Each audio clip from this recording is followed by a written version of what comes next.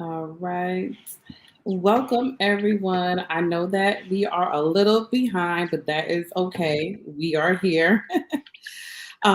Just give me a few moments. I'm just trying to make sure I make this public onto my personal page. Right, here we go. Edit.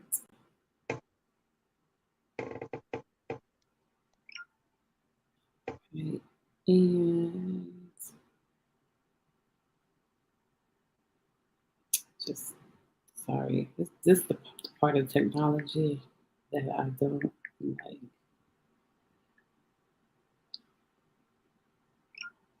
All right, there we go. All right, everyone. So, welcome to another Get Out of Jail Sis late night conversations. I am excited to be here tonight. I'm excited to be here tonight, and I hope you all are too, because I'm excited about the guests that we have. And before we get started, I am excited that the conference is coming up. We are just 45 days away. It's December 2nd at the Tampa Weston Waterside. So if you haven't gotten your tickets yet, I highly suggest that you go ahead and get your tickets. Early bird sale and October the 20th, which is this Friday. So go ahead and get those tickets at a discounted price. Um, so before we get right into it, I'd love to give the definition of jail in the reclaiming your life space. Right. So in the reclaiming your life space, we use it as a metaphor for a mental or emotional space for someone who enters during a trauma or traumatic event. Your jail can be used as a coping mechanism that helped you to survive in a difficult situation that no longer serves you. So that's what jail is in the Reclaiming Your Life space. So tonight we have a very, very special guest, Miss Lady Lisa Jones, who we are going to be talking about jail. And however the Holy Spirit leads us tonight, that is where we are going. So without further ado, Lady Lisa, if you can go ahead and introduce yourself. Hello and good evening, everyone that's tuned in. Thank you for being patient with us, as Kamari said. I'm Lady Lisa Jones. I am a mother, a wife of 32 years. I am a first lady. Okay. I am an overcomer. I founded a group called Gnosis, No One Suffers in Silence back in 2011. I am a sister, a friend, whatever hat I need to be, I try to um accommodate those who are in my sphere of influence. So I'm happy to be here tonight talking about getting out of jail, sis. Yes, yes, excited. So I would like to ask this question. I explained what jail means in the reclaiming your life space, but everybody look at jail differently. So what do jail mean to you when you hear that?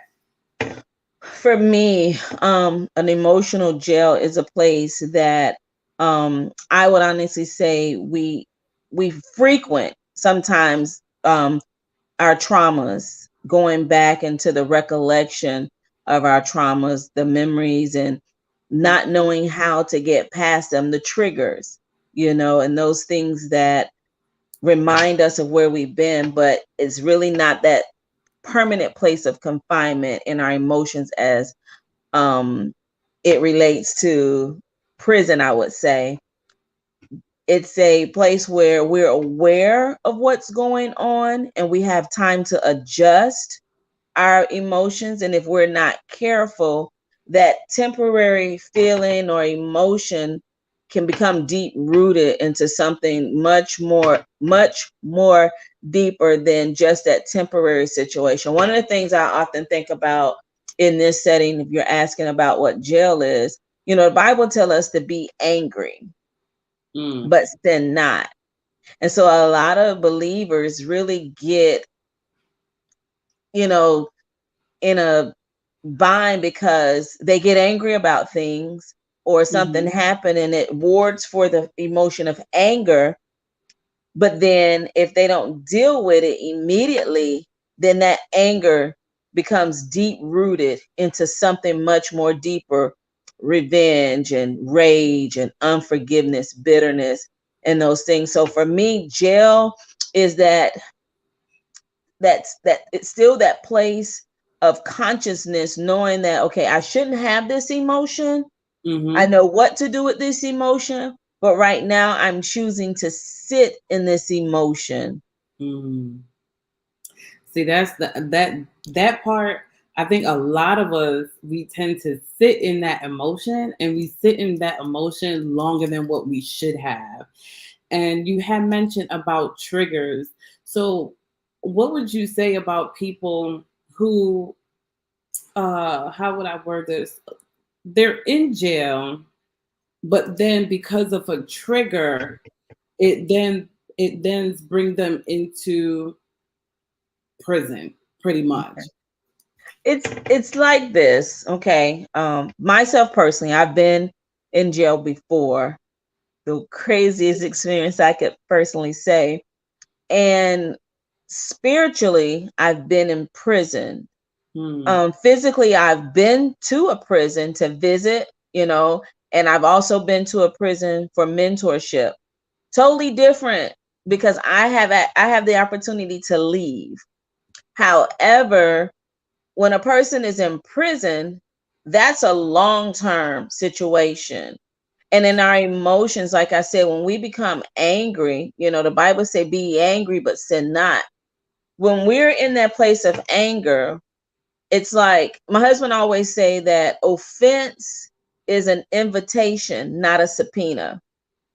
And so there's times where we get offended, but we have the choice right then to accept that offense as an invitation, and we can decline the invitation, or we can take it as a subpoena. And when you're subpoenaed, it's mandatory. So we now, because we want to blame, we're already deeply wounded or hurt, we take that anger now and it turns into sin, which now becomes into a prison for us, because that's where we're dealing with the unforgiveness, the Hmm. bitterness, the things that God sees that man can't really see. We limit our lives.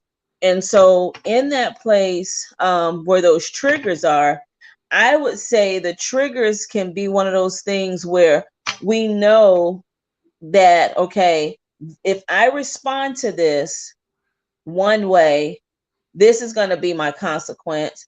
If I respond to this way, because triggers are only reminders that we've been hurt. Hmm. Triggers are only reminders that the trauma hasn't quite been either addressed or healed. And I remember a few years ago, I was going through a painful place in my life.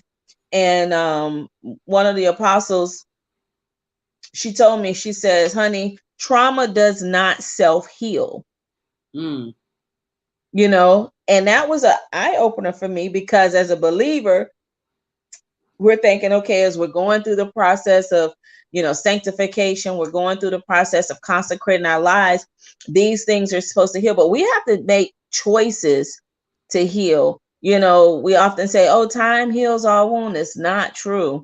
Time Right. does not heal all wounds. It's what we do in the midst of the time that we have in that offense or that situation, um, of what we do with the time. Okay, so as far as prison, like I said, I've visited prisons before, and it's totally different visiting, I'm sure, than it is being there long term, because in that place your whole environment is controlled. And when we're in damaged emotions, when we're in fear, like fear is another prison that a lot of people find themselves in, and not even realizing Right. what's going on. And so for me, the anger is there, the unforgiveness is there, and the fear is there. You're sentencing yourself, to a deeper punishment, I would say, than the original offense really warrant for it. So we have to be very careful. One of the things, and I don't want to get ahead of myself, But one of the things that we have to also do is take personal responsibility Mm-hmm. for, our part in any situation. Now, if you're abused or raped or something like that, that's totally different, because a lot of times those situations cause you to always blame yourself. Right. And that's one of the negative things about abuse, because the abuser most time is left constantly abusing themselves long after the abuser has, moved on with their life. So for me, my prison, not my jail, but my prison was unforgiveness. And I'm still, working on that anger portion, because the Bible said be angry and sin not. But when anger turns into rage, now you're getting over into a whole nother spirit of operation. Mm. Mm. So okay, so I took some notes down, and the offense is an invitation and not a subpoena. That Yeah. that right there was a major gem. So if you guys didn't get that, I need y'all to listen to that. The offense is an invitation and not a subpoena. But then you also said that you were imprisoned spiritually. What can you go into more detail in regards to that? Because there's probably some people who are in prison spiritually, and how do they get out of that prison? Because we Okay. know prison For is. myself, like I said, I dealt with a lot of unforgiveness Mm-hmm. coupled by fear. Okay. And also, there was some rage and anger in there. And so when I was actually going into the prisons a few years ago before COVID, I was going into the prisons. I was there for 3.5 years, doing a group, the Gnosis, the No One Suffers in Silence. That's the sexual abuse support group that I founded in 2011.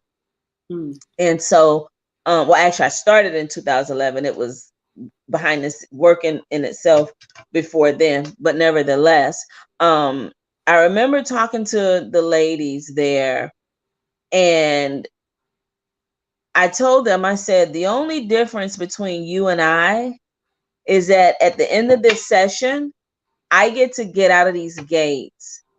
At the end of this session, you guys are going back to your dorms to be reminded as to why you can't go home to your family.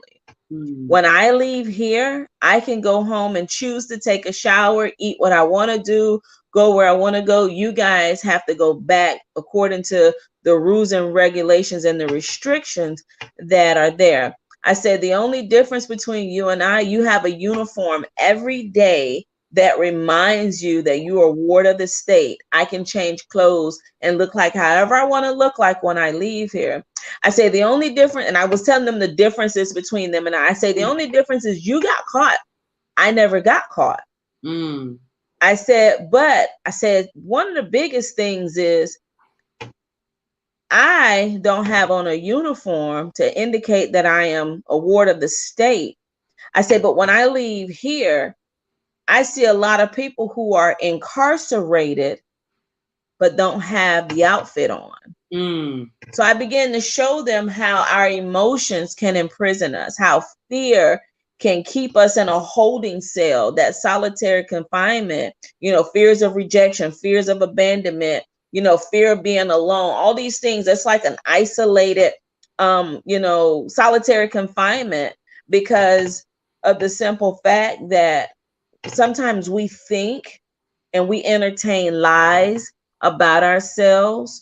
We regurgitate what someone else said about us, and we begin to believe it because, of course, our mom said it, our dad said it, the person we love said it, an authority figure said it, somebody said it, that we value their word, we value their opinion, we value something about them, and those words stuck, Mm. to our minds. I can say something to you. You just met me recently. It may not affect you as deep as it would as somebody you're close knitted to the heart to. Right. My words, well, she, she don't know me, blah, blah, blah. But in that emotional prison, you know, we have these cellmates which is our thoughts, and our thoughts will lie to us. Our past can even lie to us, even though we've gone through turbulent things in our childhood or in our past and relationships. The narrative of who we are after those situations can lie to us and create an imprisoned thought. And so I know growing up, I used to hear people say, "Oh, they're institutionalized. They institutionalized. They was in the chain gang too long." And hearing that, and I'm like, what does that actually mean? you know and so looking at it spiritually, you can go through the motions of life but never get free in your mind. you know and so we can pick up habits from other people or mimic other people, but it's not a true conviction for us. Mm. And so we're just doing things because it's expected of us, and we really don't know why we are doing it. I have relatives who've served years in prison, and one of the things they often say is there's no rehabilitation in prison. Okay. And when we've become imprisoned in our emotions and our mind, we do not believe there is any hope for change. This is just who I am. I've been this way all my life, Wow. don't, and so this is just me, take it or leave it. But there's a scripting that goes on in the mind that tell us you're something wrong, you did something wrong, and it's shame. A lot of us go through that emotional place of shame.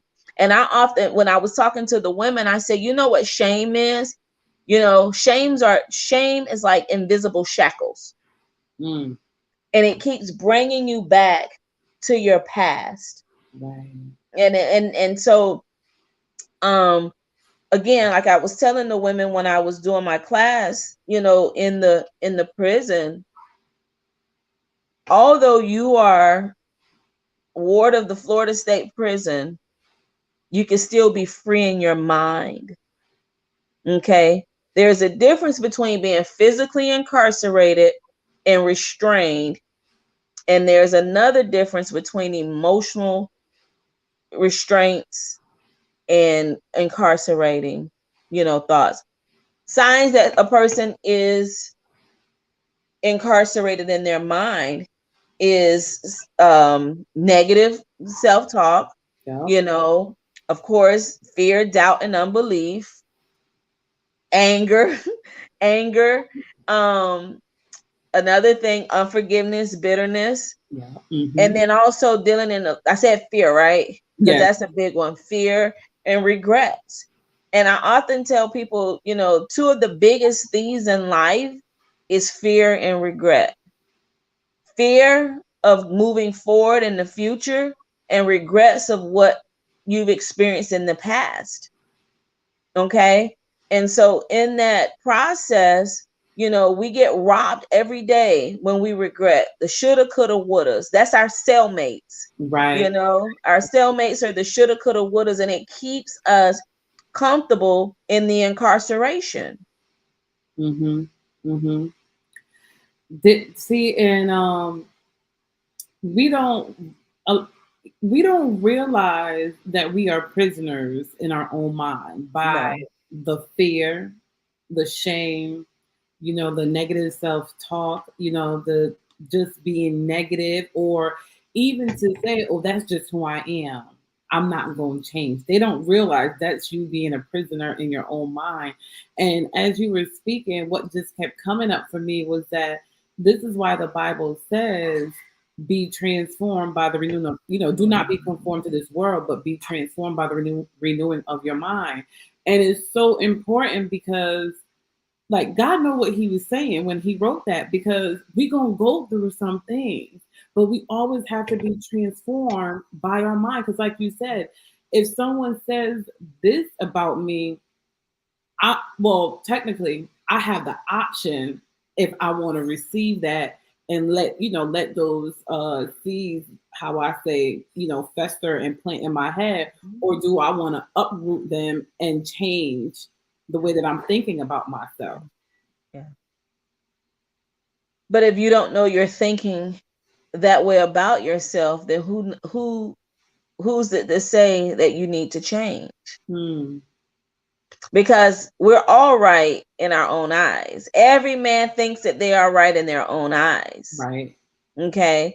One of my also biggest breakthroughs is when I was going through, because I was, as a child, I was molested. I was molested, and from the time I was 4 till I was 15 years old. Mm. And, through family members, my grandfather was my main perpetrator, unfortunately. Mm. But then, friends of the family and uncles and all these, people who were left, to be in my space, and the people that left them in my space lacked discernment and proper judgment to know what these people are about. So people can present well, people can present well. And so for myself, I was angry with a lot of people. I was angry with my mom because I felt as though, like, you're beating me and doing these things to me, but you know what I'm going through. I was upset with my father for not being there. My father wasn't there. I was upset with my grandmother because she knew what my grandfather was doing, and it was a mess. It was just a whole mess, a mess. And so I began to see myself as the problem. So Mm. I was angry, and I felt like, when I was in high school and early adult, up until I was like in my mid 20s, I used to always rehearse, oh, life gave me a bad hand. Life dealt me a bad hand. And I remember after my daughter was probably about, she's 28 now. My daughter was probably about 4. And I remember I just went into a very depressed, low place in my life because my daughter's now 4. That was the age where I started being abused. So Mm. when I found out I was having a daughter, I was happy, but then all of a sudden I just went into this place like, oh my gosh, will I be able to protect her? And so at 4, my daughter was around 4, I went into this very dark place. Not suicidal, but just not knowing how to live life, not really wanting to function properly. I was depressed, but not suicidal.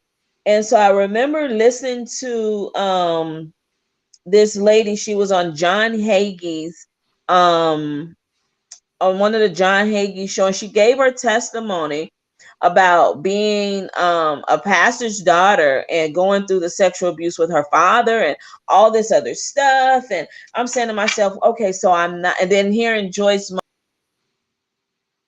her occurrences with her father, so that kind of gave me a hope that, okay, these people are not stuck somewhere. They're dealing with it. They're talking about it.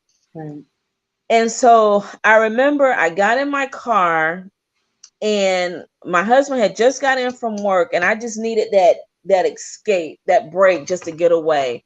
And I remember driving behind these medical buildings over by St. Joseph Hospital on Martin Luther King, and I called myself hiding, like hiding. Offices were closing, and I turned the radio on, and here it is. I'm listening to this whole testimony about this lady. And I was like, okay. And I remember I sat in the car with the windows up, the air off. I don't know what I was thinking. Um, and I remember hearing the Holy Spirit tell me, you're either going to be a victim or victorious, Mm. but you can't be both. Mm.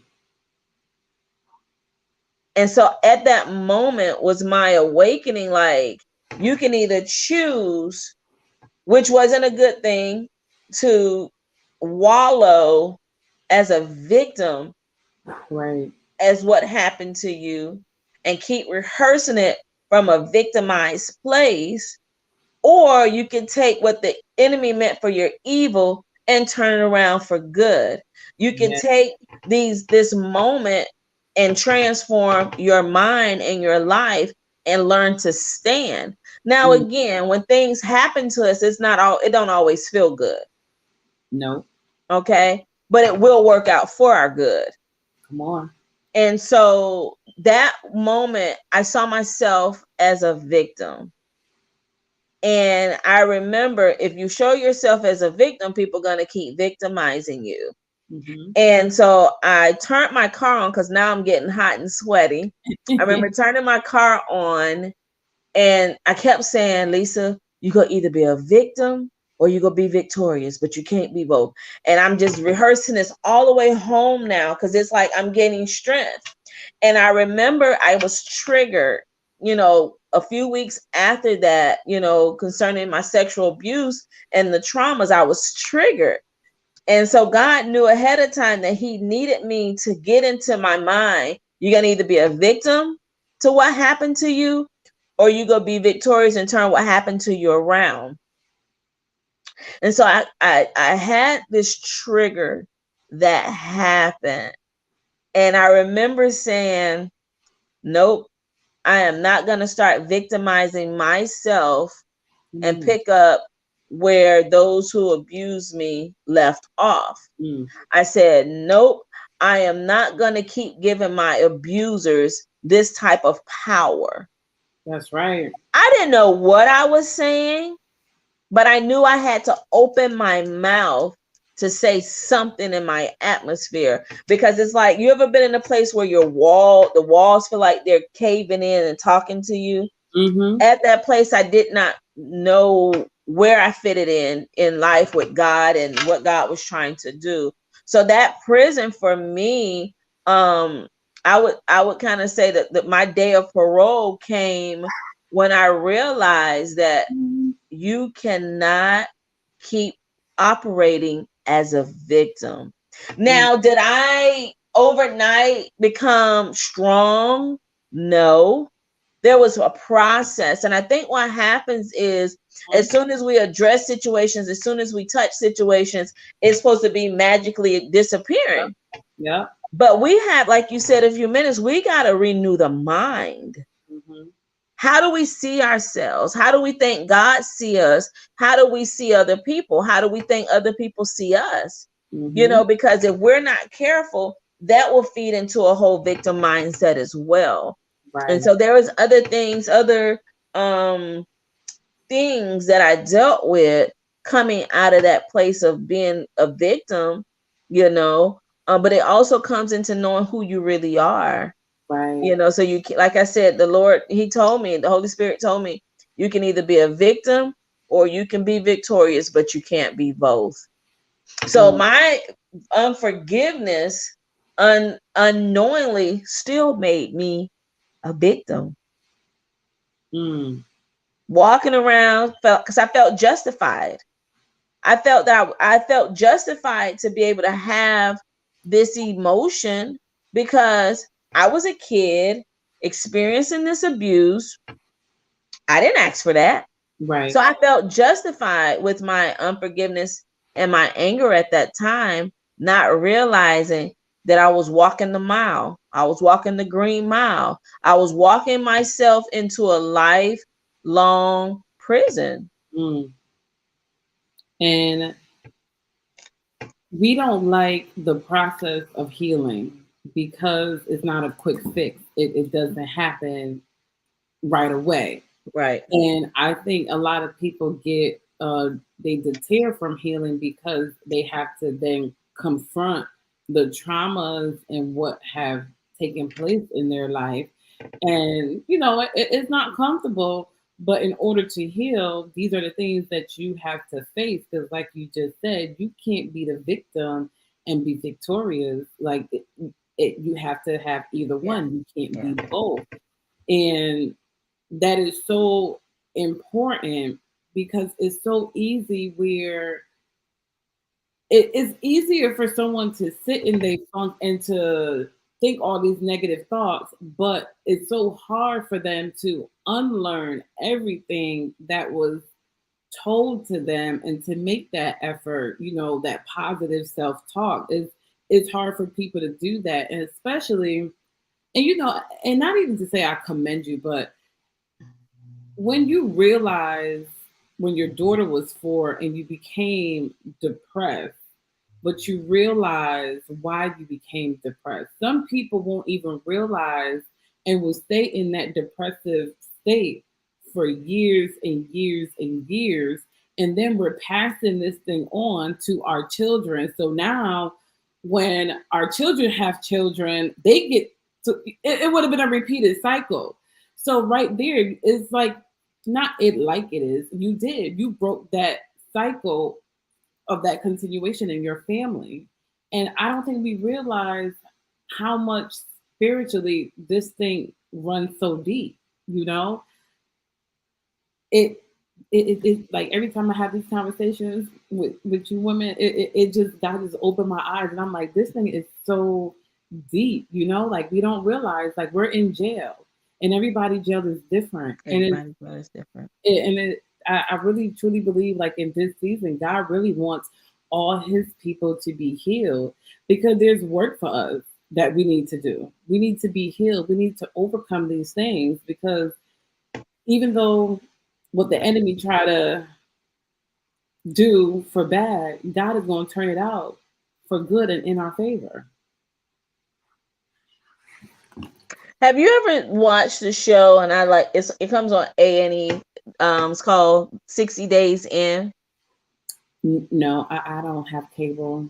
Mm-mm. Okay, you can see some snippets on it on YouTube. Okay. But it's 60 Days In. It's a group of people who chose to be candidates to go into different jails across the US, to kind of like go undercover to see how the jail works, and they have to basically acclimate for 60 days as an inmate, right? Mm. And so these people are professional people, ex cops, ex correctional officers, mothers.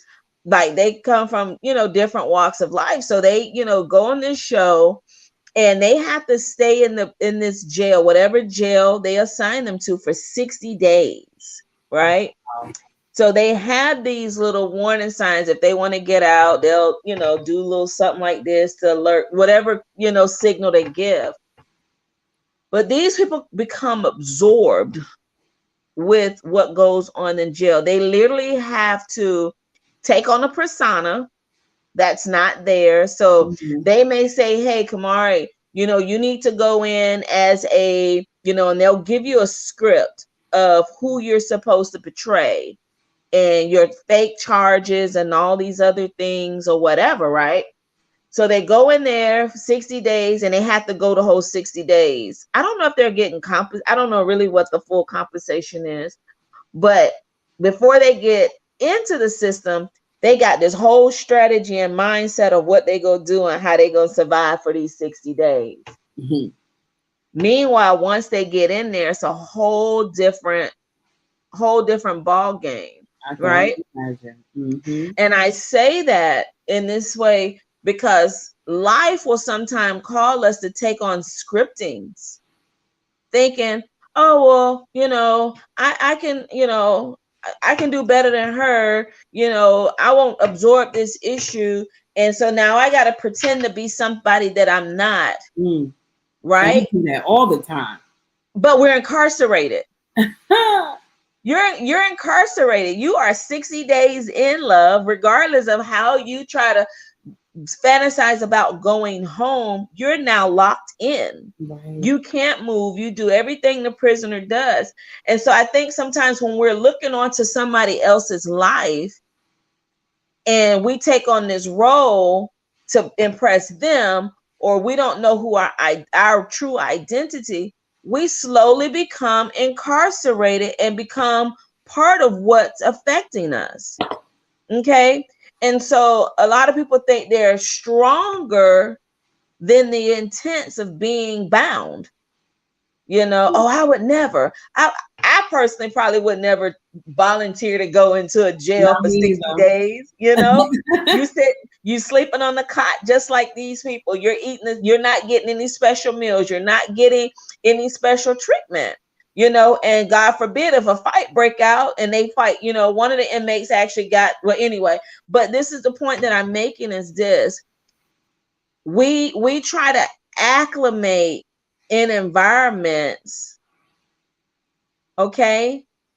But now we're becoming incarcerated by the environment that we're in, affiliating with the people that we're with, and so we're thinking we're stronger than what's going on around us. But the reality is you've just falsified who you are, just to fit in. Mm. You're incarcerated. If you have to pretend to be somebody to be with people to prove a point, Right. because basically what they're doing is to show all the cracks and the breaches in the jail system that they're there. So I say that to say this: if you have to fake to be somebody to prove a point to somebody, you're incarcerated. Yeah. You just open you that is definitely a jail when you gotta pretend to be somebody that you're not. Yeah. And like how you said, identity. We are so lost where people don't even know their true identity. They've been hiding behind a mask for so long, they don't even know who they are. They don't They even. even take on fake names. So if you go in, you're not Kamara. You Mm, may be Deborah or somebody, your original occupation is a doctor, but right now you're in jail for trafficking, whatever, you're writing bad checks or something, right? And we lie. We go through life lying to impress people or to fit in with people mm, or to get people's approval. That's an incarceration. right. That's Right. an incarceration. My God. So as we are wrapping up, what advice would you give someone to help them to get out of? So we've been talking about a lot about the mind. So what advice would you give someone to get out of their own mind, being in prison or in jail of their own mind? What would you like say? like I stated before, a lot of us don't realize that we're in our own minds and have created a prison Mm, because we think it's normal. We think we're okay. Can't nobody tell us nothing because this is just who I am. There's a such thing called a mind blinding spirit. mm, And oftentimes we walk in those mind blinding spirits thinking that we're something that we're not, thinking we're somewhere that we're not. mhm, Time and opportunity will prove us all. And just because, and I tell people, just because you've abstained from something, don't mean you've been delivered from something. mm. You can say that again. Mm. Okay. Abstinence is not deliverance. You know, what does it really look like to be free? So what, And what do you do after the deliverance? and after, so for me, it's like this: when people get released from prison, they still have to check in. Here in the state of Florida, when they get out of prison, they have to check in. You need an address when you come home. Mhm. Okay. And so therefore, your PO has to approve that address. Okay. So Right. I say accountability. First of all, there's accountability. Can someone really correct you? Can Mm, someone really challenge you and say, hey, sis, no, you treading, you're getting closer, going back into that depression. You're getting, can somebody come and rescue you? Will you give them that permission? So when people get out of prison, there's accountabilities that's in place. They're not just free. Some people are free, but they have probation. mm, And so there's a monitoring that goes on. And so can somebody get close enough to you to tell you you're out of order? A lot of times we don't allow somebody that close because the minute somebody correct us, they're not our friend. right. They don't love us. And we see correction as rejection, or we see correction as oh, you're attacking me. Okay. When people know you and know how you operate, I know we're trying to wrap up. For myself, there was seasons before my birthday, I would go into depression. Mm, And when people around me would recognize that, they start saying, hey, and so I realized, whoa, I don't want to keep having people rescuing me before my birthday. So I had to take responsibility for why my mind was stuck. Okay. And so again, renewing the mind. Some people don't think they need to renew their mind. When you get into the word of God, it's going to challenge us. And one of the things, consider your ways. I don't have to consider your ways. I have to consider my ways. The Bible says, consider your ways. Mm. And so, what is the fruit of this? Unforgiveness was eating up my harvest. Mm. I'm thinking I'm prospering. I'm thinking I'm doing good, but I just saw the spurts of a blessing. And I remember one time the Lord showed me, he said, this is not the blessed. This is not the land of milk and honey that I promise you. This is not your blessed place. Oh. This is just a glimpse of it. And as long as you're walking in unforgiveness, you'll never eat the fruit of the land. You'll never see the land flowing with milk and honey. Ooh. I had to take a responsibility for my part. Now, as a young girl, it wasn't my fault that I was being molested. Mm. However, the things that I chose to do after I was conscious enough to make decisions, I had to take responsibility for those things. Yeah. Was it easy? No, it was not easy, because now I'm feeling, if I hand over this, y'all gonna think I'm weak. And so then what happens is, I let go unforgiveness, and I learned how to forgive people where they were, but then I start putting on this false protection. I wouldn't let God be my protector. I had to be my protector. And so I transferred bondages. Mm.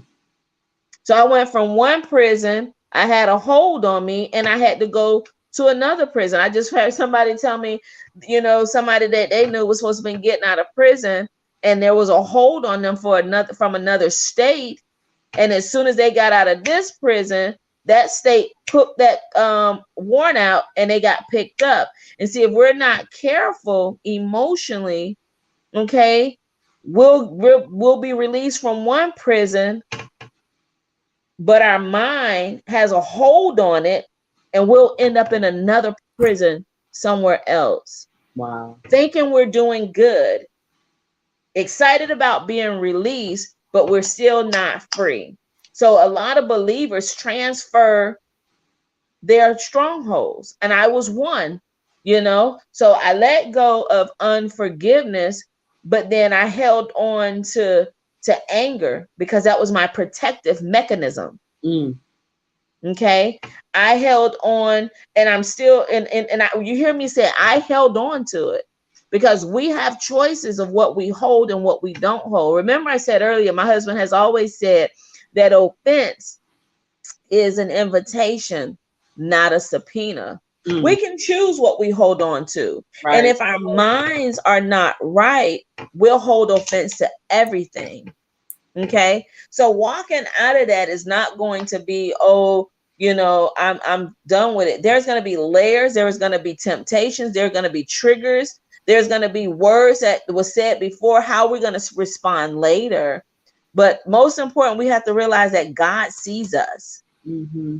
God sees us even when we put on the show. And one of the scriptures that really set me free was, he that conceals a matter will not prosper. Mm. Okay. It's in Proverbs. And where there's a lie, because most people conceal things out of a lie or out of fear. Right.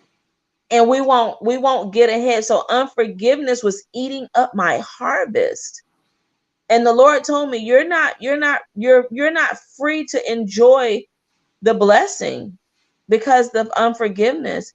So I had to forgive those who abused me without an apology. And I remember there was a situation with my grandfather, and my husband said, Lisa, he says, even if he apologizes, is it going to take away all of what happened?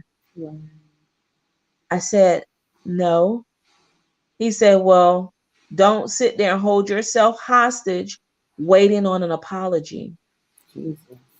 thought my husband would have been better off slapping me upside the head saying that, because I was angry, because now you're telling me I have to take responsibility for what goes on in here. Okay, as a believer, as a believer. So some people say, well, it's hard to forgive. It's hard to forgive. It's hard to forgive when you don't realize that vengeance is the Lord's. Right. Your memory of what happened. People say, well, I can forgive, but I don't forget. Mm. Okay. And that's been a very technical playing field for the enemy. Mm-hmm. Okay. Forgiveness don't erase the consequences. Mm. Okay. When we repent, we receive forgiveness. Okay. But the consequences to the actions are still there. And what happens is a lot of people are tormented by the consequences, and they don't think that they've forgiven or have been forgiven. Right. And so the enemy uses the consequences and the triggers to get us to default into continuing trusting God, that who the Son, because forgiveness, once you go into a place of forgiveness, that's your get out of jail free card.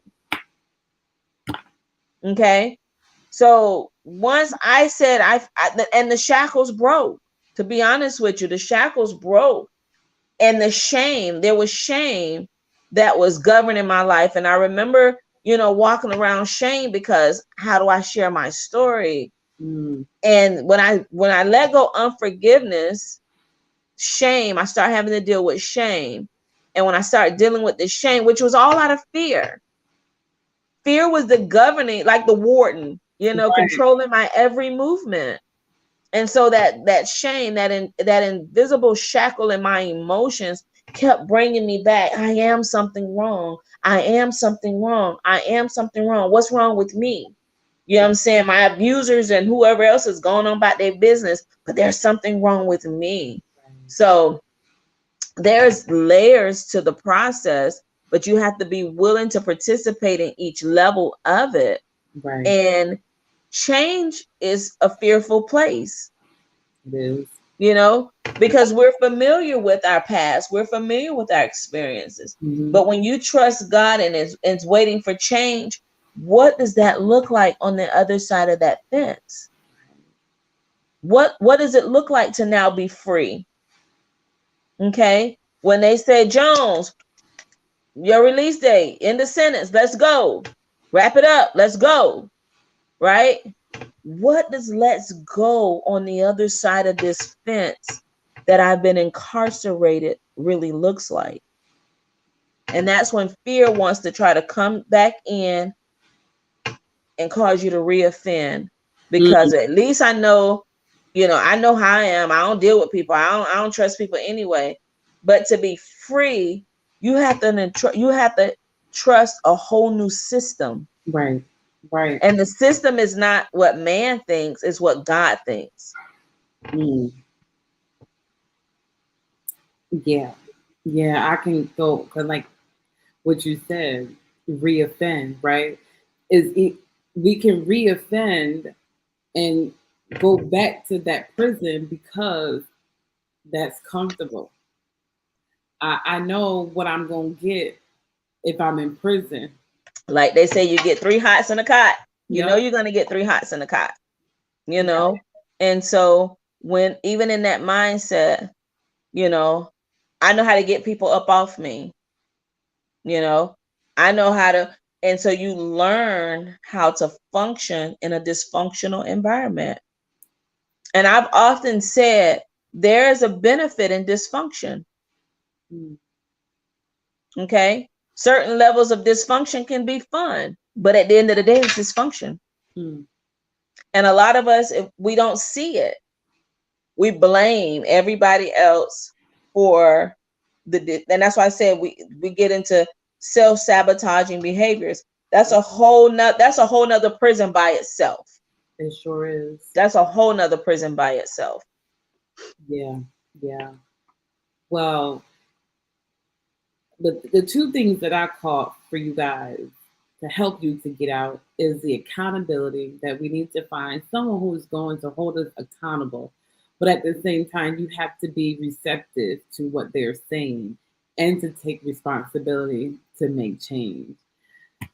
Tonight, I learned so much, and I swear God never ceases to amaze me because each time I have these conversations, I'm like, listen, y'all understand the assignment of jail, like the terminology and just putting it to in perspective for people to really know, like we are in jail, right? And we have to you have to do the work. That's what it boils down to. You have to be able to do the work and to go through the process. It's going to be a journey. It's not going to happen overnight. If you think it's going to happen overnight, you still in jail. You still in jail because it's not. It's a process, and it's not easy. It don't feel good, and along the process, you may even get hurt, but it is what needs to be done in order for you to be free, free from your prison. Miss Lady Jones, listen, this was good, and I hope that whoever is watching and who will watch the replay that you've heard something, that will aid you on getting out of jail. I don't know if you have any last words before we go for anybody. One thing I do know, especially from the Florida Department of Correction, when they release you and you walk outside that gate, okay, you cannot stay on the property. You have to get off the premises immediately because you're no longer a prisoner. You have to immediately get off the property. You can't linger around. And so even when we're free, we shouldn't linger around to see if we're really free. Okay? Who the sun sets free is free indeed. Okay? And so therefore, work on your process, allow yourself to walk away and not look back at what you left behind the bars. It needed to be left and lost. Okay? And some of the things that we try to bring from the prison to the outside is not going to serve us any purpose or any good. So why are we holding on to it? Mm. Okay? I don't want my blue uniform when I walk out that gate. I don't want that orange uniform when I walk out the gate. I want to be able to see myself as new. And the main thing is, once you walk out that gate, learn to see yourself new and not walk into condemnation. Mm, that part. Mm-hmm. Yep. I love it. I love it. Okay, I think for everybody that I spoke to, we might need a part two. But I love it.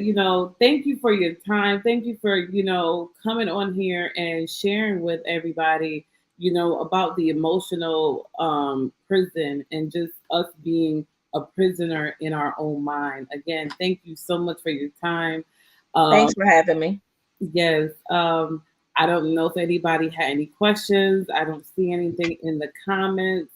But again, you all, thank you for joining us for another late night Get Out of Jail Sis conversations. We will be back next week with another guest. Again, Miss Lady Lisa Jones, thank you, thank you, thank you, thank you. Thank you. All right, good night, you all. See you next week. Good night.